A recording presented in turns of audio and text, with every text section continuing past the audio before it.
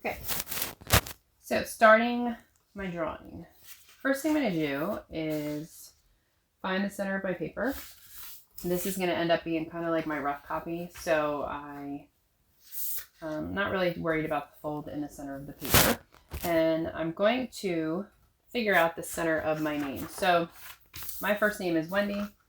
So when I write the letters out and I count to the middle, for me, it's the letter N. If your name was Todd, you don't have a letter in the middle of your name, so you have a space in the middle of your name. So for me, I want to make sure that when I'm printing out my name, that the N is going to end up somewhere in the middle here. So I'm going to use capital letters for my first letter and then lowercase for the rest. So I'm going to start, and also I should have mentioned, I'm going to keep my name probably to take up almost the middle kind of portion of the paper. So first, best printing kindergarten, letter W, and then a letter E, and the N should be across the fold, which it is, and then the D, and then the Y.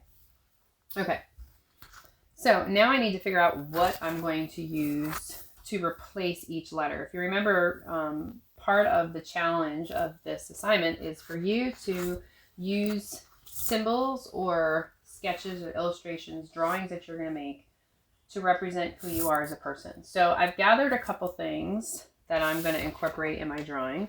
One of which is a Sharpie marker, because I love to draw in Sharpies. In fact, I have a little collection of Sharpie markers.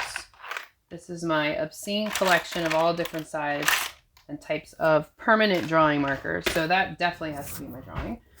I also love painting with watercolors. So I have 2 tubes, and I'm also going to probably pull in a watercolor brush somewhere. I'm going to try to do that.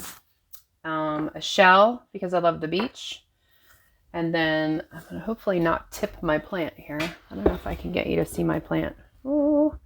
This is a plant from my house because I love to garden and I love to grow. I love to have green things in my life, so to speak.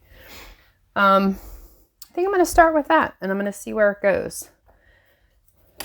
All right, so I picked the plant ahead of time because I already had an idea for the plant. So I'm going to use the top of my W is going to look like the leaves of the plant. So I'm going to add at the bottom the flower pot, and I'm just going to quickly sketch over this just so you can get an idea of how I'm going to replace my letters with objects or things that represent who I am as a person. And again, this is really planning stage, so everything's really quick, loose. I'm not erasing, I'm not, fussing too much with it. I'm going to change the uprights of the letter into kind of those spiky green parts of my plant. So I'm going to erase, of course, that straight line. And the way this plant grows, it's kind of weird. Kind of looks like flames a little bit. I think I want this one to curve the other way. That one's already curving to the left. I'm going to have this one kind of curve this way. And have these two kind of like they're growing out of the same stalk. And then this last one's going to go this way somehow. So I've replaced the uprights of my W with a plant. And I'm going to erase the W. Hopefully that you can't see it anymore. And it'll start to disappear. I think this is going to curve this way. It's kind of more of what the actual plant does.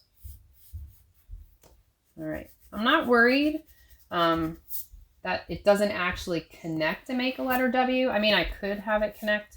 I think I'm just going to leave it as it is. I think it suggests enough of a letter W that I don't think people who are looking at it would be confused. All right, so for the letter E, I'm going to make my letter E the shell, and it has this kind of like spinny part, which reminds me, like if I hold it this way, it kind of looks like a letter E with the open part at the bottom. So I'm going to draw the spinny part, or the center of it, I guess you will, in the middle. And then It's actually more of a nautilus shell, not really that shell that's, but it's kind of the same idea. So I still am getting kind of the form of the letter E, but the bottom's going to be kind of open like that. And I'm going to erase. That might be a little too big. Let's make that smaller. And then, of course, there's some texture that needs to come in and some detailing. But that's kind of what I'm thinking for the letter E. I'm going to be honest, I don't have an idea for the letter N yet, so I'm going to skip it. And I'm going to come back to it because for the letter D, it's definitely going to be my Sharpie. And I'm just going to put it like this so I can see it. The top is kind of pointy-ish. And I have the black cap part. And it has the little part that everybody chews on. I don't, but some people do. And then we have the gray part of the Sharpie, which is a little bit smaller. And then that stops. Again, I'm just drawing the whole thing as a giant cylinder. And I'll probably eventually get a ruler and really straighten that out nice because it's looking a little lopsided right now. And then this kind of tapers down into a really nice cylinder and then the marker point. So, and this of course would say Sharpie, blah, blah, blah. Now, to get the belly, I call it the belly of the letter D, I'm going to try to make it look like the Sharpie is drawing. One of the things I like to draw is to draw like ribbons and things that are like twisting and create the illusion that they're kind of bending and folding. So I'm gonna draw myself kind of a curly line. I'm gonna drop my pencil a couple times as if I'm just gonna sketch this out. And this is really just me sketching, something that I like to do. And if that's at all possible, you know, if it has something to do with playing video games, think about how you could wrap the cord to make parts of a letter. Let me erase this part. I don't like how it bends in. It's my cord. I think I need to figure out a way to get wireless earbuds or something with a microphone. My cord keeps getting in the way. All right. I like that better. So there's my letter D, and of course I'll somehow incorporate it so that it looks like it's drawing the ink itself. All right. And then the Y is going to be, the top of the Y is going to be like 2 tubes of paint, like that, and then the squiggle. So if I was going to kind of line everything back up, I can't lay my plant down. But that's kind of what I was thinking of when I started. Okay. So the tubes of paint, I'm going to shrink a little bit because these are actually a little too big. But they're basically kind of flat shapes. A little bit. There's a curve at the top and then they have a cap. So it should be, I got to turn this. This is looking weird.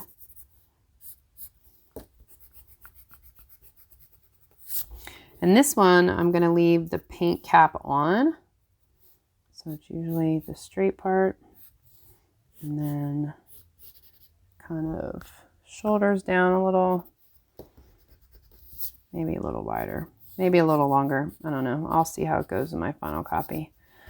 And then this one is going to have the paint squirting out. So the cap's off. And then it's a little crooked, but it'll straighten out. So this is where the paint will come out. And then I'm going to make the rest of the letter Y and the tail of the letter Y look like the paint kind of squirting or pouring out, kind of like the Dairy Queen ice cream. Ooh, I should put ice cream in here. I do love ice cream. And then that's how I would get the Y part. Now, the letter N. This is usually what happens when I start drawing. I get a really, really great idea and then I start working it out. And then I get to the point that I don't know what I'm going to do. And it's like, so I have two options.